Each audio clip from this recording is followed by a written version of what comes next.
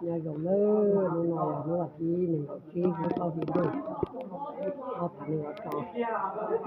giờ cái tôi cho thằng phải trâu lơ này con là người ta vô làm cái con cái từ cái này nó là này con cái tụi con phân đọc cái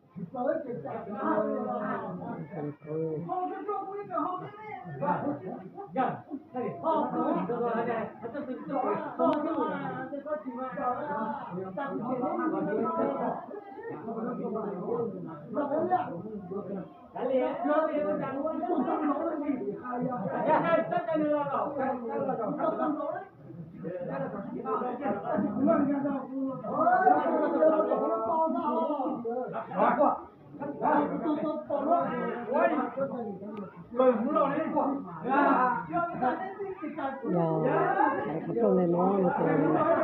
cái mông cái tạo khẩu trang này nó to để cái khẩu trang cái tao phụ nó có được cái là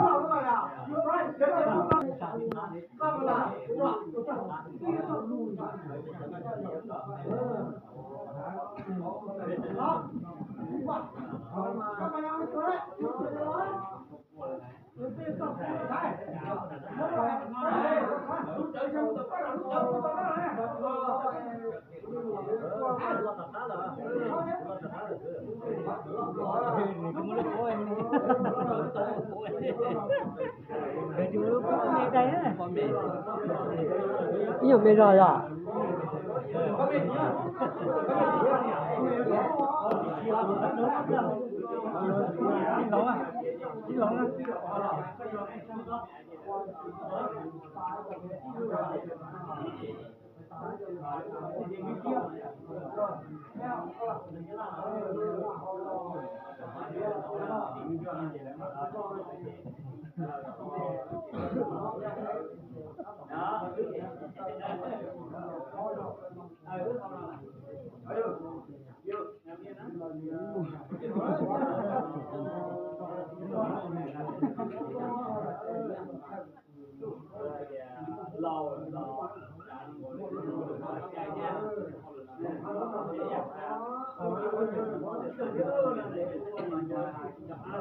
nó chỉ thay nào nữa nó gì ở chỗ đất ta nữa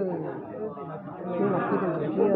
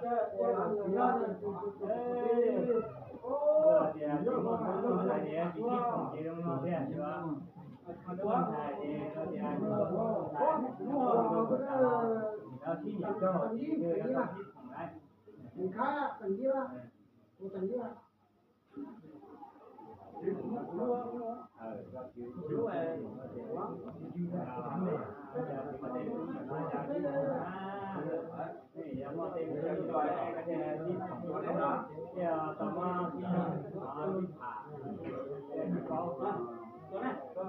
subscribe cho kênh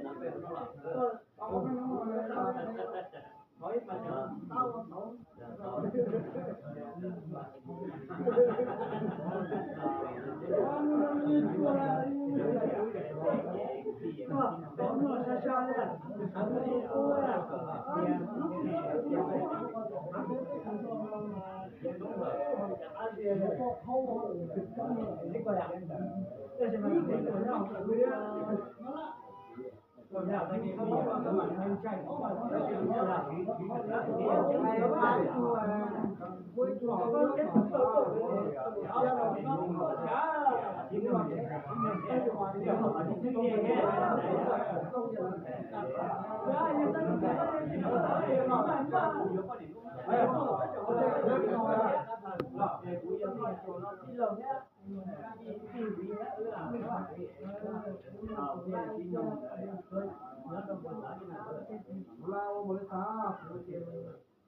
để không bỏ lỡ